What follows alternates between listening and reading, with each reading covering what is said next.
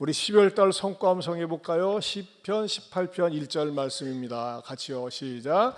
나의 힘이신 힘이신 여호와여 여호와여 내가 내가 주를 주를 사랑하나이다. 사랑하나이다. 시편 시편 18편 18편 1절 1절 말씀. 말씀. 아멘. 쉬운데 잘 못 외우시는 분 있어요. 다시 한번요. 시작. 나의 나의 힘이신 힘이신 여호와여 여호와여 내가 내가 주를 주를 사랑하나이다. 사랑하나이다. 시편 시편 18편 1절 1절 말씀. 아멘. 산부 예배 나온 여러분 모두를 하나님께서 늘 감싸 주시길 바랍니다. 아멘. 우리 옆에 분들하고 눈 맞추면서요. 하나님께서 늘 감싸 주시기 바랍니다.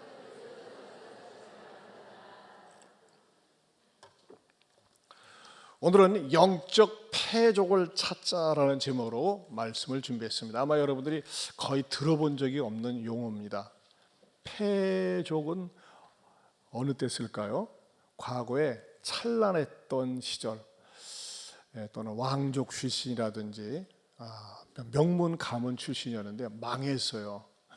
망해가지고 은둔 생활을 하고 그야말로 초라한 생활을 하는 사람을 일컬어서 패족이라고 합니다.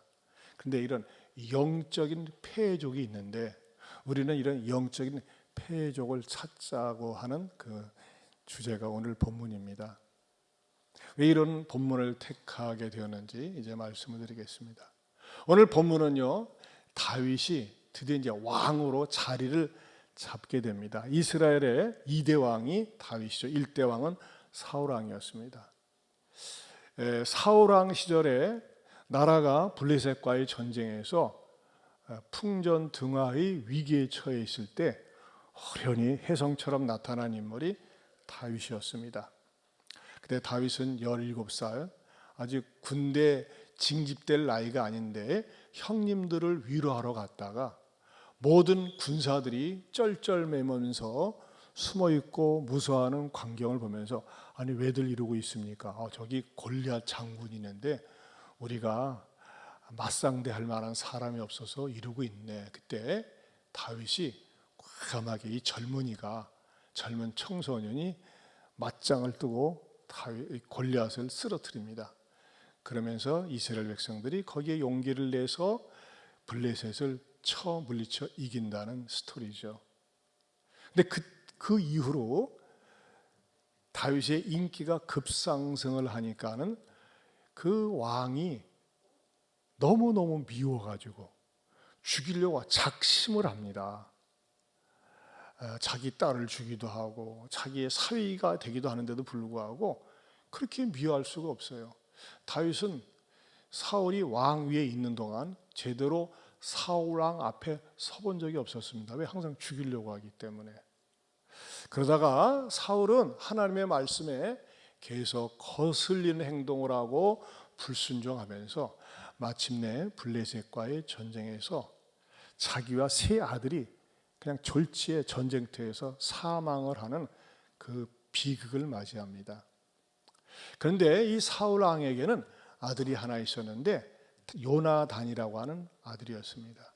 근데 요나단은 왕이 자기 아버지가 잘못하는 것에 대해서 아버지가 잘못되었다고, 아버지 그렇게 정치하시는 거 아니라고, 아버지 그렇게 사시는 거 아니라고 감히 아버지한테 직언을 하고 대들다가 맞아 총이 없었고 그때는 죽임을 당할 뻔할 정도로 요나단은 굉장히 의로운 그런 왕자였습니다. 그 아들도 아버지가 잘못된 삶을 살면서 같이 죽는 거죠. 근데 그 요나단 밑에 누가 있었냐면 아들 하나가 있었습니다.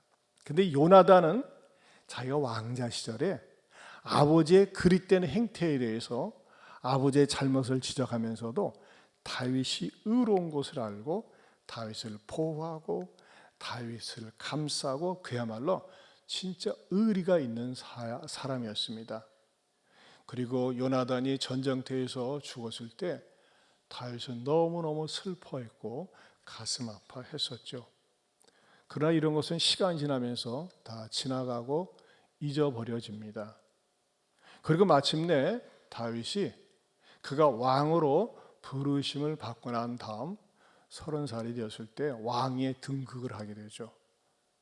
왕이 올랐을 때 다윗에게는 다윗을 따라다니면서 산전수전 공중정을 다 겪었던 그 밑에 부하들이 있었어요. 그 사람들을 다 요직에다가 자리를 심어줍니다. 그리고 다윗의 왕국이 든든히 세워져 가고 있었죠.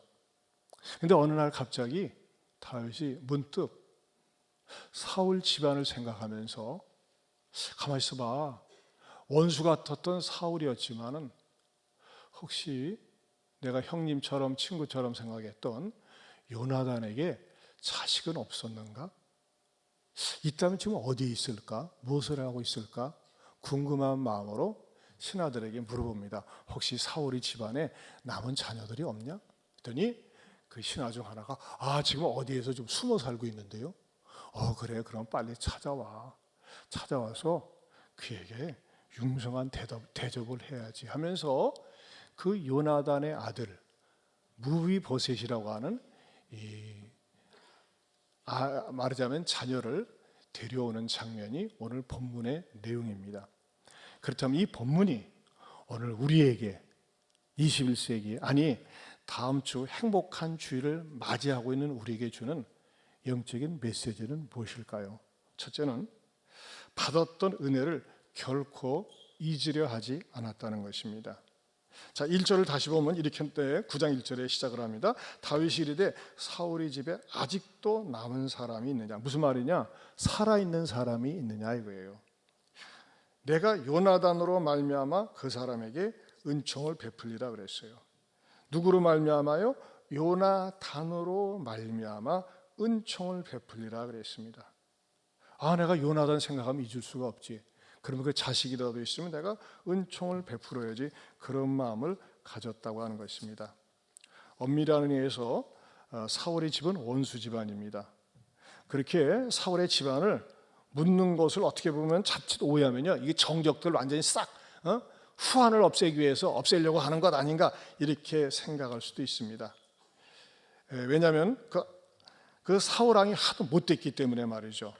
그러나 이 다윗은 사울 왕은 못됐지만 이미 고인이 된 요나단에 대한 그 은총 때문에, 그 요나단으로부터 받았던 사랑 때문에 다윗이 죽을 뻔한 위기, 어려울 때마다 돌봐줬던 그 요나단을 생각해서 요나단으로 말미암아 그 사람에게, 또 요나단 집안에 있는 사람을 찾아서 은총을 베풀겠다고 하는 것입니다. 저는 이 말씀을 묵상하는 가운데 여기서 예수님이 연상되더라고요. 왜냐하면요, 기독론적으로 보면은 여러분 많은 사람들이 이 시간에 바깥에 돌아다닙니다. 여러분 생각을 해보세요. 여러분이 생각하면 내 발로 내 의지로 하나님 앞에 나와 예배 드리는 것 같지만요, 내가 하나님 앞에 은혜를 입지 않으면 이 자리에 못 나옵니다. 저절로 된 거 아니에요.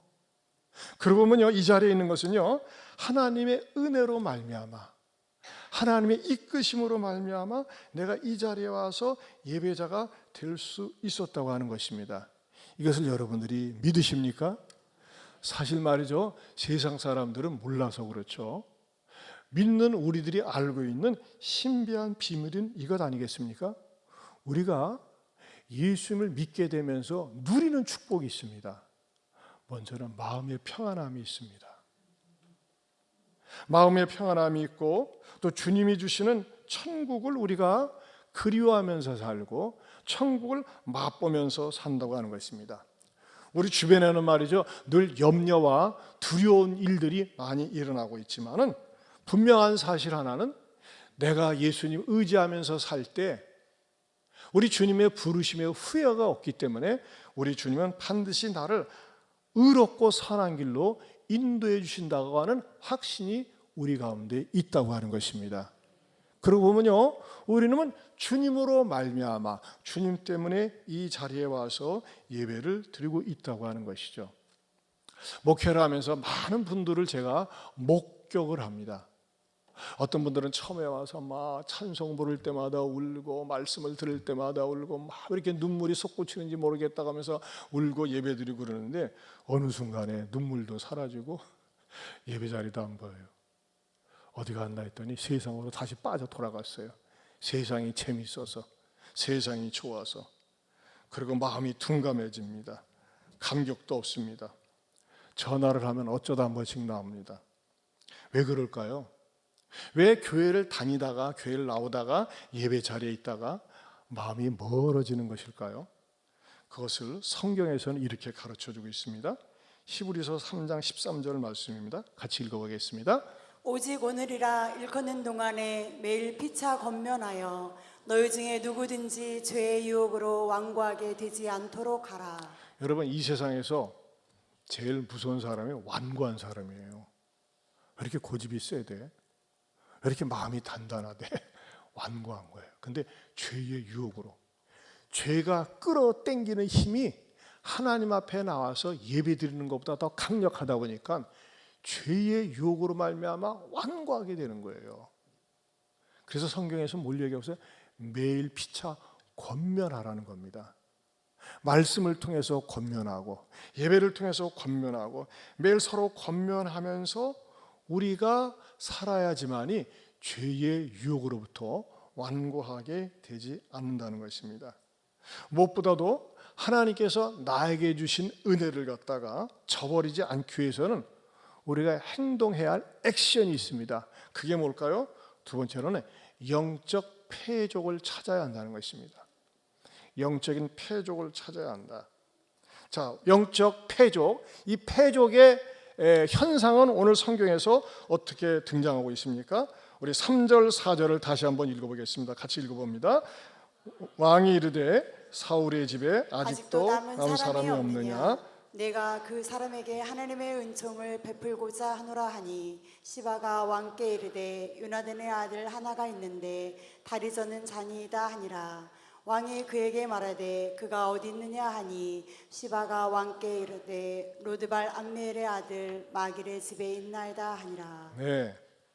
자, 사람을 찾는데 사울의 집에 사람이 있는 것을 이제 발견하게 되죠. 근데 어디에 있다고 알려주고 있습니까? 4절에 보면 로드발 암미엘의 아들 마길의 집에 있다 그랬어요. 이 로드발 암미엘의 아들 마길의 집이라고 했을 적에 이 로드발이라고 하는 것은 어떤 곳이냐면요, 목초가 없는 황무지란 뜻입니다. 그 지명이거든요, 로드발이. 그러니까 황무지, 한마디로 얘기하면 삭막하고 적막한 곳에 은둔하여 살고 있음을 보여주고 있습니다. 특별히 이 왕손인 이 무비보셋, 이 사람은요 어떠한 처지로 살고 있습니까? 다리를 저는 자다 그랬어요. 이 저는 수준이 어느 정도 되느냐? 9장 마지막에 한 장 넘겨보세요. 13절에 이렇게 표현하고 있습니다. 같이 읽어봅니다. 무비보셋이 항상 왕의 상에서 먹음으로 예루살렘에 사니라. 그는 두 발을 다 절더라.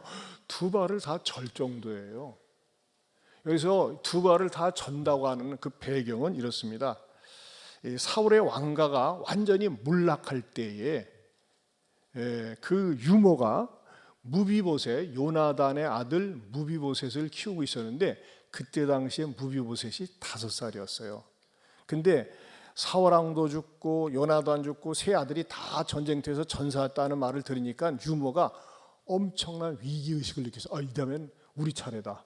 이 무비보셋도 죽임을 당했구나 하니까는 이게 5살 먹은 얘를 안고 막 도망을 가다가 유모가 기운이 딸리니까 얘를 떨궈 버렸어요. 놓쳤어요. 놓치면서 두 다리가 골절이 된 거야. 두 다리가 다 부러져 버렸어요. 그럼 이것을 치료를 해야 되는데 치료를 못하니까 그 이후로 5살 이후로 이 어린 왕세자가 뭐예요? 평생 장애인으로 살고 있음을 보여주고 있습니다. 여러분 한번 상상을 해보세요. 거의 사람이 살지 않는 황무지에 아마 움막집처럼 쳐놓고 비참하게 살고 있는 것입니다. 더군다나 몸은 제대로 가누지도 못하고 두 발 걷지도 못하니까요. 겨우 끼니만 연명하면서 살고 있는 그 불쌍한 모습이 바로 이 무비보셋, 요나단의 아들의 모습이라고 하는 것입니다. 그런데 누가 찾아갑니까? 무엇 때문에 찾아갑니까? 하나님의 은총 때문에 찾아가게 된다는 것입니다. 다윗이 이것을 강조하고 있습니다. 9장 1절에도 그랬죠. 9장 1절에 그 사람에게 은총을 베풀리라 그랬어요. 그렇죠? 또 다윗은 3절에도 이렇게 강조하고 있습니다. 왕이 이르되 사울의 집에 아직도 남은 사람이 없느냐? 내가 그 사람에게 무엇을 베풀고자 하노라? 하나님의 은총을 베풀고자 하노라 했어요. 여러분, 저는 여기에서 귀한 영적인 진리를 발견합니다. 우리가 영혼을 구원하기 위해서 그 사람을 데려오는 행위는 뭡니까?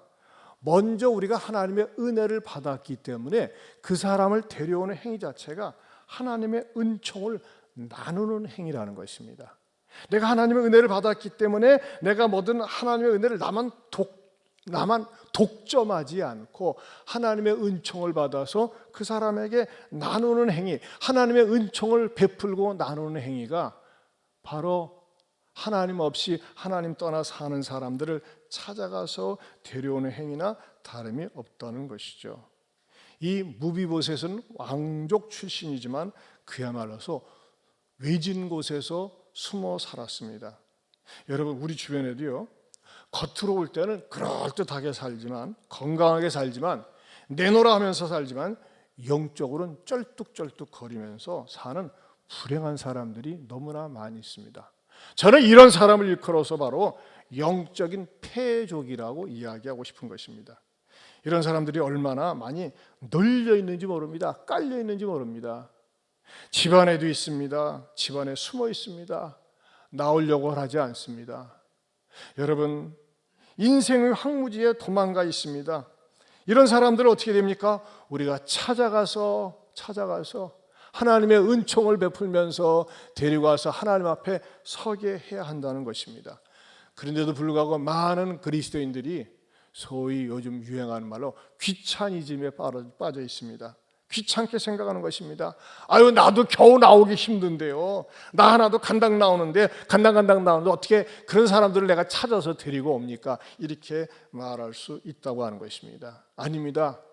여러분, 제가 모두에도 말씀드린 것처럼 우리가 이 자리에 와서 예배자로 있게 된 것이 하나님의 은혜라고 하는 것을 깨달은 사람은요, 나만 혼자서 하나님의 은혜를 독점하는 것이 아니라 이 받은 은혜를 받지 못한 사람들을 찾아서 나눌 수 있어야 된다는 것입니다.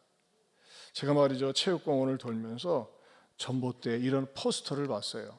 이렇게 포스터가 돼 있더군요. 사진 속 강아지를 찾습니다. 아마 사진을 못 찍은 실물 사진이 아니라 그린 것 같아요. 한번 우리 집사님 쭉 위에서부터 읽어줘 보세요. 네. 털이 짧음, 줄무늬 옷, 사진이 없어서 특징만을 설명합니다. 주인이 병이 났어요. 도와주세요. 2022년 9월 21일 금요일 13시경 중앙체육공원에서 사진 속 강아지를 잃어버렸습니다. 보신 분은 꼭 연락 주세요. 특이점 초록색 옷을 입고 있음. 저는 이걸 보고 충격을 받았어요. 강아지를 얼마나 사랑하면 강아지를 그리워하는 마음으로 그림을 그려가지고, 다른 강아지가 아마 글자를 보면은 감동받을 거야. 글자를 몰라 그랬지. 주인이 그 빨간 줄 뭐라고 쳤어요? 다 같이 시작. 주인이 병이 났어요. 아마 잠속에서도 강아지야 아파 죽겠어 그러는 것 같아요. 얼마나 강아지를 사랑하면. 여러분 가운데 이렇게 얘기하는데 어떤 분 눈물을 흘리는 분도 있어요. 강아지 사랑이 대단합니다. 근데 제가 말씀드리고 싶은 요지는 뭐냐면요, 이렇게 어떤 사람이 강아지가 잃어버린 것 때문에 병이 났다고 포스터 전봇대에다 붙여놓고 애타게 호소하는데, 여러분, 이 세상에서 가장 귀한 존재가 누군 줄 아십니까? 무엇인 줄 아십니까? 성경에선 이렇게 정의하고 있습니다. 마가복음 8장 36절입니다. 같이 보겠습니다. 사람이 만일 온 천하를 얻고도 자기 목숨을 잃으면 무엇이 유익하리요? 여러분, 성경에서는 이렇게 비유하고 있어요. 온 천하보다도 귀한 존재가 사람이라는 겁니다. 영혼이라는 것입니다. 그럼 이 잃어버린 영혼을 찾는 행위가 뭡니까? 바로 복음을 전하는 것이고 복음을 듣도록 하는 것이라는 것이죠. 여러분, 강아지 한 마리 잊어버리고도 안타깝고 병났다고 전봇대에다 써붙이는데, 여러분, 우리 주변에 하나님 없이 사는 영적인 패족처럼 말이죠, 은둔 생활을 하고 열심히 운동하면서 위로받으려고 하고 놀러 다니면서 모임 속에서 자기 스스로의 위안을 찾으려고 하는 이런 사람들을 영적인 패족이에요. 이 사람들에게 우리가 어떻게 됩니까? 찾아가서 그들을 주님께로 인도하고 복음을 듣도록 해야 한다는 것입니다. 지난달에도 대구에서 신천지가 막 10만 명 모였다 하면서 막 떠들썩하게 홍보 광고를 내더라고요. 여러분, 신천지에 배울 게 있어요. 신천지의 교리나 가르침은 그건 이단입니다. 그러냐, 아무리 걔네들이 조직적으로 잘하고 뭐 그럴 때 돼도요, 그건 배우고 지옥 가는 거예요. 하지만 뭘 배워야 되는가? 열심. 그 열심은 대단해요. 전국적 각지의 사람들을 동원해가지고 세상에 이만희가 구름 타고 오지 왜 헬리콥터 타고 내려오나 모르겠어요. 돈만 타고 재는 거겠죠. 내가 예언합니다. 이만희 반드시 죽습니다. 반드시 죽습니다. 절대 부활 못합니다. 근데 그런 인간을 교주로 삼아요? 참 불행하게 짝이 없어요. 그러니까 여러분이 영적인 세계는요, 이 마약과 같아서 한번 거기에 폭 빠지면요, 해 나올 수가 없는 거예요. 여러분, 우리가 믿고 있는 신앙은요, 성경적이고 바른 신앙이고 올바른 신앙인 줄로 믿습니다. 제가 묻는 질문에 여러분 대답해 보세요. 우리에게 유일한 구원자는 누구이십니까? 예수 그리스도. 우리에게 생명을 주시는 분은 누구십니까? 우리를 유일하게 천국으로 인도하실 분은 누구십니까? 왜 대답 10분은 안 합니까? 다시, 우리에게 영생을 주시고 천국으로 인도하실 분은 누구십니까? 우리에게 하나님의 자녀됨의 축복을 주실 수 있는 분은 누구십니까? 예수 그리스도예요. 예수 그리스도. 이 예수 그리스도를 우리가 전하고 가르치기 위해서, 또 배우도록 하기 위해서 우리가 영적인 패족들을 주님께로 인도해야 된다는 것입니다. 여러분, 만약에 이들이 주님을 모르면 어떻게 될까요? 웬일인가 내 형제여, 주 안이 믿다가 죄값으로 지옥 형벌 너도 받겠구. 다시 전체 1절만 다시. 웬일인가 내 형제여, 주 안이 믿다가 죄값으로 지옥 형벌 너도 받겠구나. 여러분, 지옥이라는 세계는요, 기독교인들이 사람들을 꼬시고 어떻게든지 하나님 믿기 위해서 만들어 놓은 그런 심리적인 세계가 아니에요. 가상의 세계가 아니에요. 실제로 존재합니다.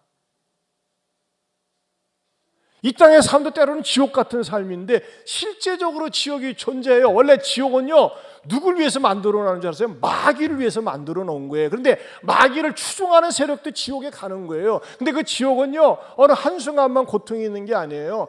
영원토록 고통을 받는 것이 지옥이에요. 그런 지옥 형벌을 받지 않도록 하기 위해서 우리가 이렇게 전도 집회를 하고 이왕이면 행복한 주의를 지키려고 하는 것 아니겠습니까? 여러분, 특별히 우리에게 중요한 것은 뭔지 아세요? 우리가 하나님 앞에 가서 하나님 앞에 인정받기 위해서는 세 번째는 이름이 기억되는 축복이 있음을 알려줘야 된다는 것입니다. 이름이 기억되는 축복. 따라서 합시다. 이름이 기억되는 축복. 우리 사람이 태어나면요, 부모가, 엄마 아빠가, 할아버지 할머니가 고민하는 게 있어요. 뭘까요? 이름 짓는 거예요. 여러분, 아기 태어나면 목사한테 찾아와서, 목사님 우리 아기 이름 좀 지어주세요. 스트레스 무척 받습니다. 여러분이 기도하면서 지으세요. 근데 여러분, 이름이라는 그 특성이 어떻습니까? 고유명사 아닙니까? 근데 이름은요, 시간이 지나면서 누구 이름을 딱 부르면은 그 이름 속에 그 사람의 직업, 그 사람의 성격, 그 사람의 외모, 그 사람의 가정, 모든 것이 다 연상이 되는 것이 이름입니다. 그렇죠? 이름 딱 떠오르면 어떤 사람은 그래요. 아, 그 인간? 그렇게 얘기하기도 하고, 그 사람, 그분, 그렇게 얘기하지 않습니까? 이름이라는 것은요, 그 사람의 인격과 또 직업과 그 사람의 모든 환경을 연상시키는 게 이름이라고 하는 것입니다. 그런데 이 무비보셋은 폐적으로 쫓겨난 왕자로 숨어 살고 있었을 때 무비보셋은 어떤 마음이 그의 심리 속에 있었을까요? 사람이 나를 몰라줬으면 좋겠다. 자기 이름을 알게 되면, 자기가 왕손이라고 하는 걸 알게 되면 얼마나 불안하겠어요.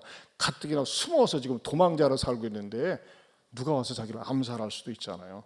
그래서 이 무비보셋은요, 가능한 어떤 마음으로 살았을까요? 사람들이 자기를 몰라주고 외면해주고 그냥 이대로 조용히 살기를 바라는 마음으로, 노출되고 싶지 않은 마음으로 살았습니다. 그런데 어느 순간이 찾아옵니까?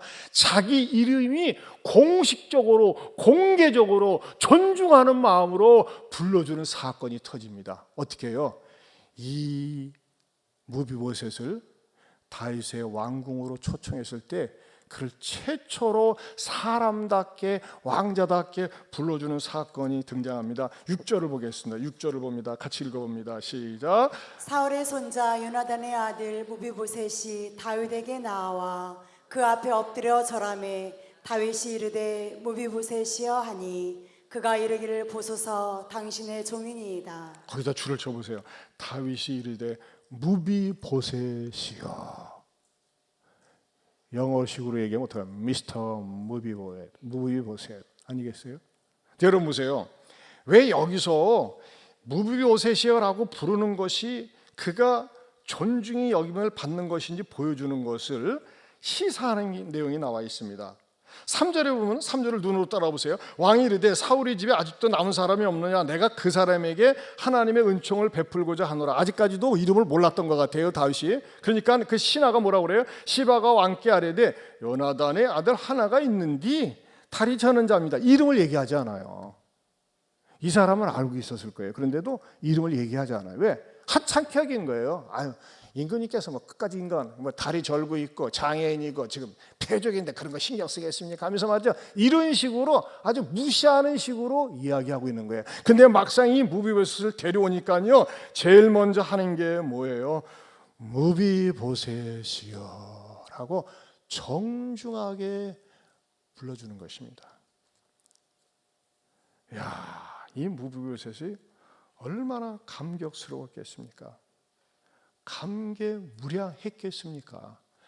자기의 신분이 복권이 되는 거예요. 옛날에는 감추고 싶은 이름, 옛날에는 드러내고 싶지 않은 이름이었는데 이제는 공개적으로, 아니 왕이 제일 먼저 당당하게 불러주는 것입니다. 얼마나 감격스럽겠습니까? 사랑하는 성도 여러분, 심각한 질문입니다. 여러분들이 하나님 앞에 갔는데 하나님이 내 이름을 몰라, 나를 불러주지 않아. 얼마나 절망되겠어요. 여러분, 이런 일이 있을 수 있다는 거예요. 어떤 사람이 요한계시록 20장 15절입니다. 이렇게 말씀하고 있습니다. 시작. 누구든지 생명책에 기록되지 못한 자는 불못에 던져지더라. 생명책에 기록되어져 있어야 됩니다. 생명책. 사랑하는 성도 여러분, 제가 여러분에게 심각하게 질문하고 싶어요. 여러분은 여러분의 이름이 하나님의 생명책에 기록되어 있다는 확신이 있으십니까? 봐요, 한 20명 대답 못하잖아요. 어떡할래요? 어떤 사람이 생명책에 기록되어 있다고 확신해도 되는 것입니까? 나는 누가 뭐라고 그래도, 누가 무슨 말을 해도 내 인생에 있어서 주인은 나를 죄로부터 구원하시고 생명을 주실 수 있는 유일한 분은 누구다? 예수 그리스도다라고 믿고 고백하는 사람은요, 누가 흔들어도 하나님의 생명책에 진하게 기록되어져 있습니다. 그 사람이 바로 저와 여러분이 되는 줄로 믿습니다. 이 사람은요, 하나님, 저는 내세울 건 없지만 나는 내 인생의 구세주가 이만희도 아니고 정명석이도 아니고 예수님입니다. 이 사람에게는요, 생명책에 분명하게 기록되어져 있어요. 저는 무비보셋이 한 것은 없지만 다윗 왕이 불러주는 것처럼 영광스럽게 저와 여러분의 이름을 불러주는 그런 축복의 반열에 있기를 주님의 이름으로 축원합니다. 그러면서 어떤 축복이 있습니까? 네 번째로 기업의 축복이 있음을 알려줘야 한다는 것입니다.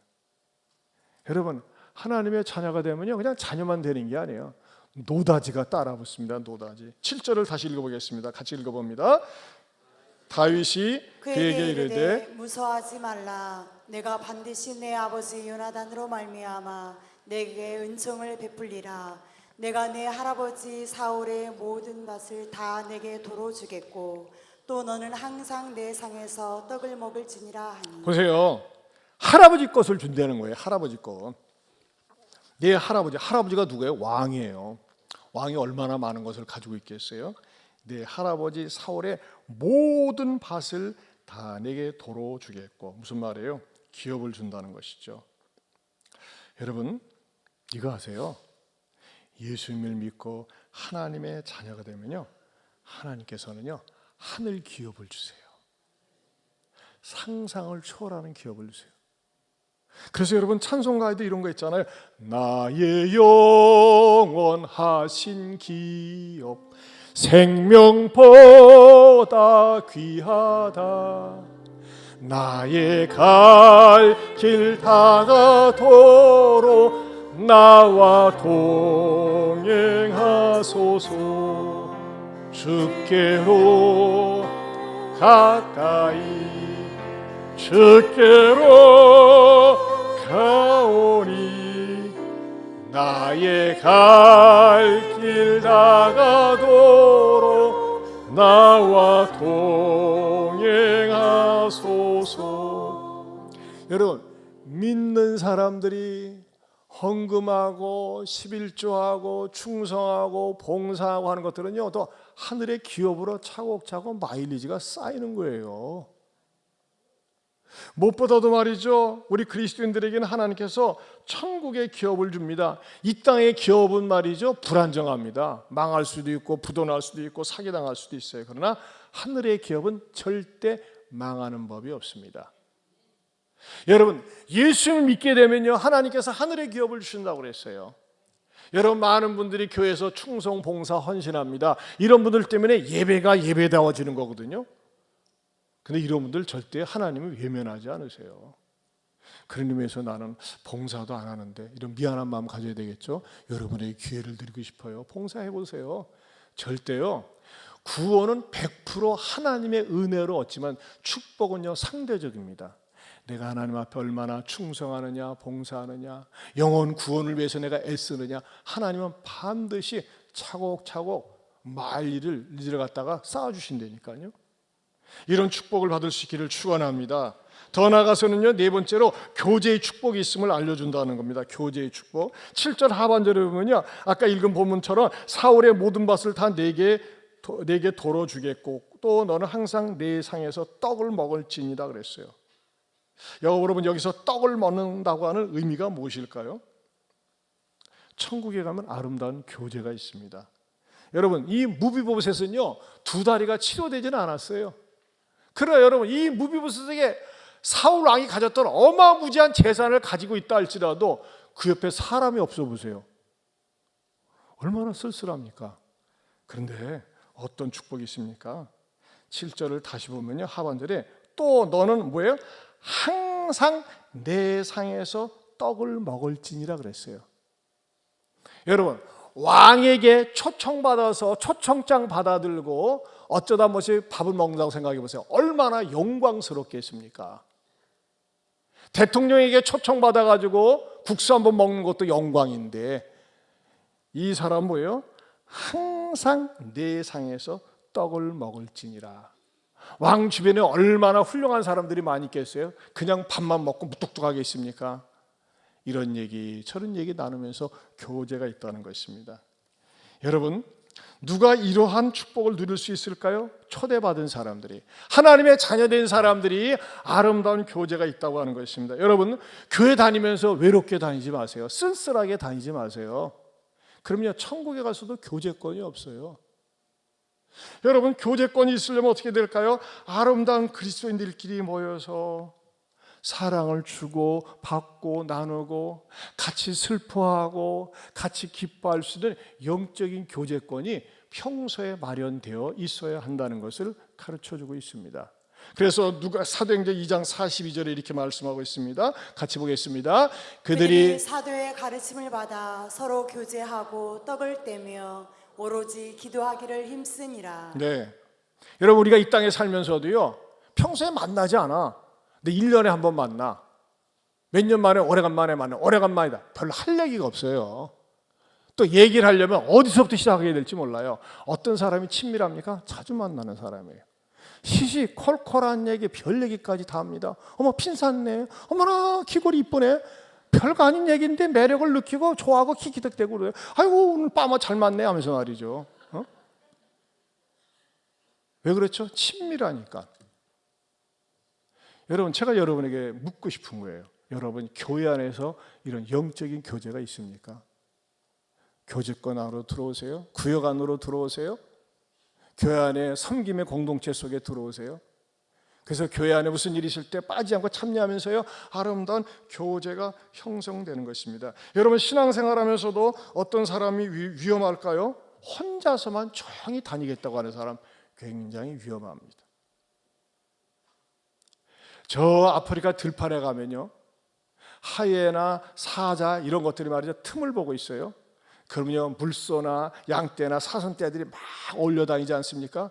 근데 걔네들은요, 이 하이에나나 사자 이런 것들은요, 절대 중간에 들어가지 않습니다.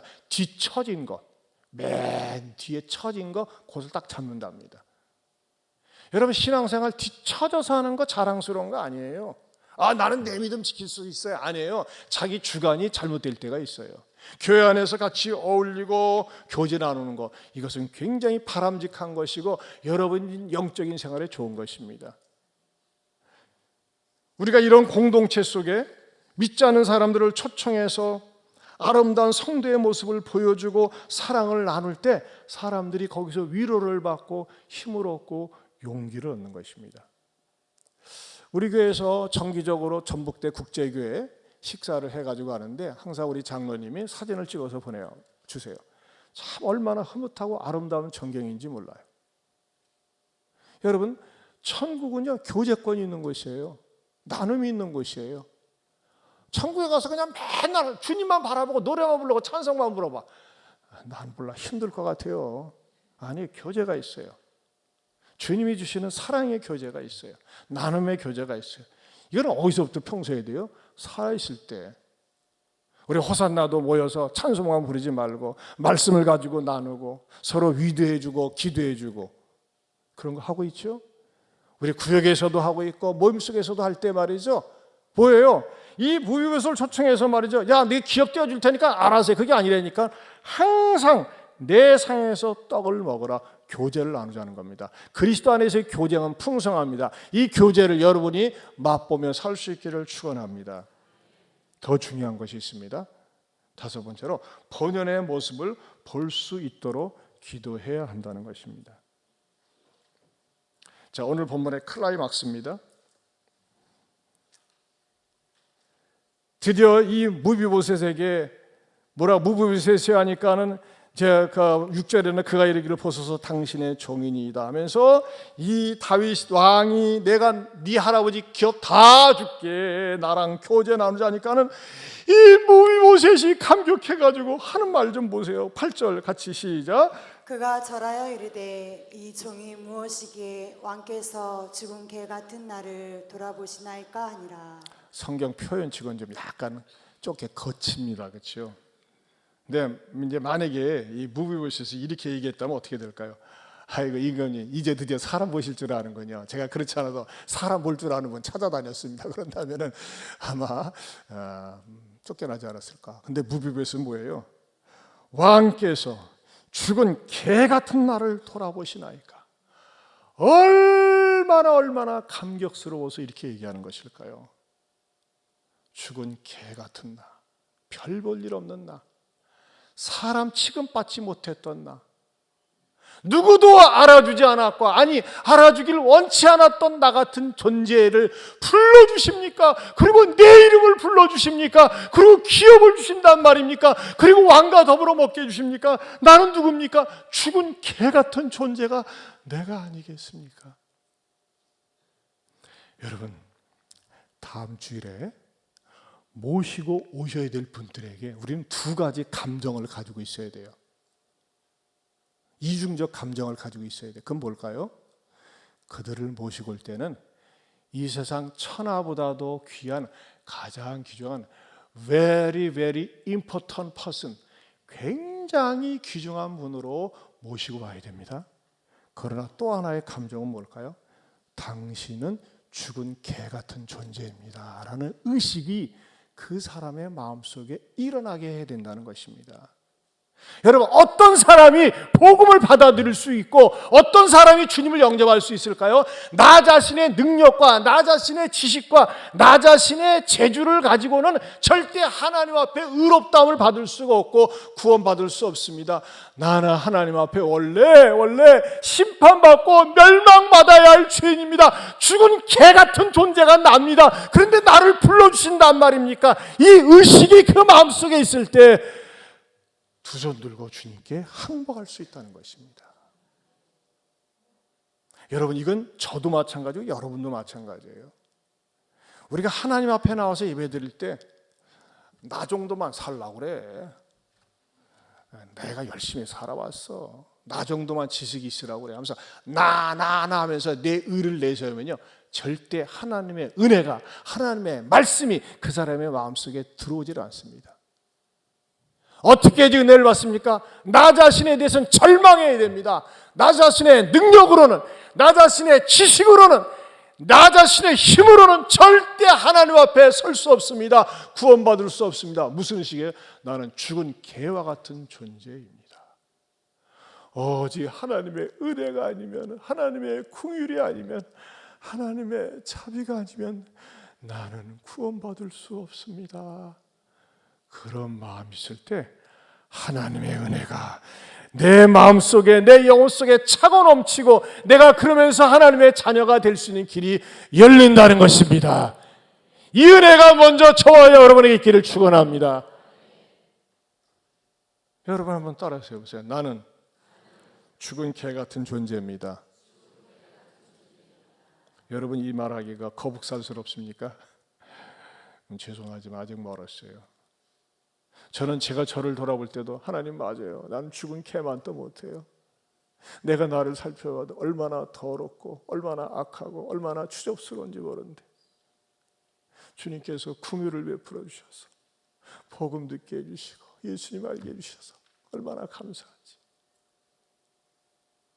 하나님의 은혜로 이 쓸데없는 자, 죽은 개 같은 자 왜 구원하여 주시는지 나는 알 수 없도다. 나는 이거밖에 고백할 수밖에 없어요.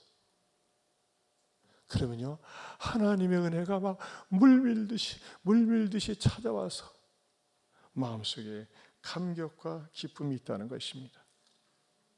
사랑하는 성도 여러분, 먼저 믿고 하나님의 은총을 받은 여러분, 우리가 전도하려고 하는 대상자들에 대해서 그들을 예의를 갖춰서 VIP로 모시지만은 그들이 이 자리에 앉는 수가 계속 그 기도를 해야 돼. 하나님, 저 사람이, 내 친구가, 내 아내가, 내 동생이, 내 오빠가, 내 형이 죄인임을 알게 하여 주옵소서. 그렇다고 여러분들이 데리고 온 사람에게 오늘 있잖아, 네가 은혜 받으려면 네가 죽은 개 같은 의식까지 해야 돼. 그렇게 얘기하면 뛰쳐서 일어납니다. 이건 우리끼리 사용하는 용어입니다. 성경에 나와 있는 용어입니다. 그렇죠? 죄인임을 알게 하여 주옵소서. 그럴 때 하나님께서 그 사람에게 죄인을 구원하러 오신 우리 주님이 그 사람을 구원해 주시리라 믿습니다. 여러분, 우리가 항상 하나님 앞에 은혜를 받기 위해서는요, 이 의식이 필요합니다.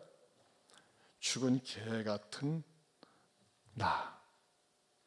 오늘 성경이 이렇게 나와 있기 때문에 이 표현을 쓰고 있습니다만, 나는 하나님의 은혜가 아니면 절대 구원받을 수 없는 연약한 존재.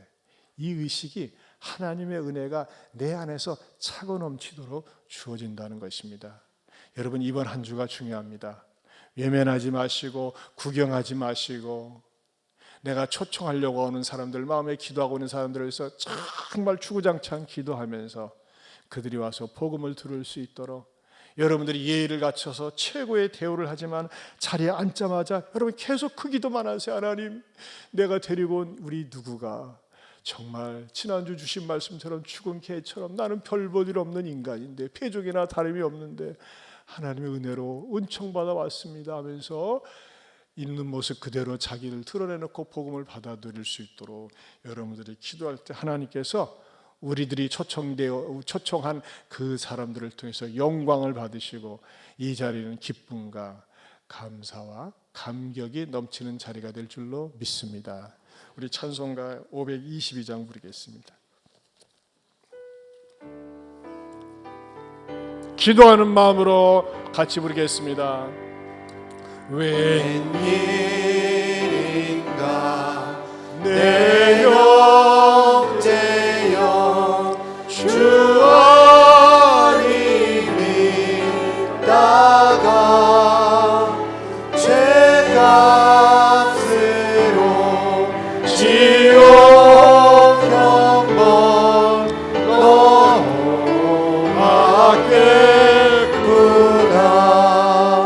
웬일인가 내 형제여 마귀만 따르다 저 마귀 지옥 갈 때에 너도 가겠구나. 웬일인가 내 형제여 죄물 많지 않아 세상 물질 불탈 때에 너도 가겠구나. 웬일인가 내 형제여 죄악에 매여서 한없이 고생하는 것 참 못보겠구나. 사랑하는 내 동포여 주께로 나오라. 십자가에 못 박힌 주 너를 사랑하네. 1절 다시 한번 부릅니다. 웬일인가 웬일인가 내 형제여 주 안이 믿다가 죄값으로 지옥 형벌 너도 받겠구나. 우리 시간에 다음 주에는 행복한 주일을 위해서 기도하기 원합니다. 우리는 행복한 주일을 영적으로 준비하고 있는데 여전히 불행한 나날들을 보내고 있는 사람들, 여러분 그대로 살면 지옥 가요. 내버려두면 되겠어요? 내가 최선을 다해야 됩니다. 하나님, 다음 주일에 있는 귀한 행복한 주일, 내가 누구를 데리고 오고자 합니다. 또 전화하고자 합니다. 귀찮은 인집에 빠지지 않게 해주시고 어떻게든지 무슨 수를 써서라도 데리고 와서 복음 듣게 하고 구원받는 일에 적극적으로 참여자가 되게 하옵소서. 내가 먼저 하나님 옆에 은총을 받았는데 전도자의 복음을 들었는데 방관자 되지 말고 적극적으로 참여하고 풍성한 은혜가 임하게 해달라고 우리 주여 한번 부르고 기도합니다. 주여.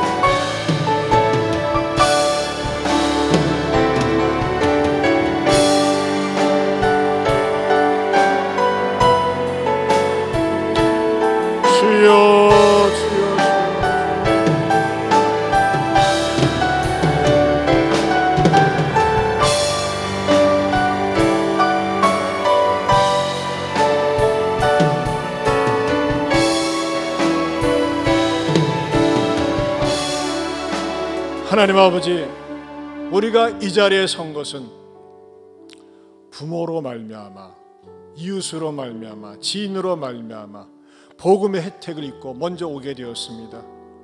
그러나 이 자리에 그냥 머무르지 말게 하시고 나도 누군가 하나님의 은총을 받았기에 그 은총을 나누는 일에 앞장서는 우리가 되게 하여 주시옵소서. 우리 주변에 영적인 패족들이 얼마나 많이 있습니까? 그대로 살다가는 평생 불행하게 살고 불행하게 죽을 수밖에 없는데 그들을 이끌어내는데 주님 앞으로 데리고 오는데 앞장서는 우리 모든 성도들 다 되게 하여 주시옵소서. 이제는 우리 주 예수 그리스도의 은혜와 하나님 아버지의 변함이 없는 사랑과 성령님의 감화감동 교통하심의 은혜가 영적인 패적을 외면하지 않고 적극적으로 주님께 데리고 와서 복음을 들으며 같은 하나님의 자녀의 반열에 들에게 서르겠는데 앞장서겠노라고 다짐하는 모든 성도들 위해 영원토록 함께 있을지어다. 아멘.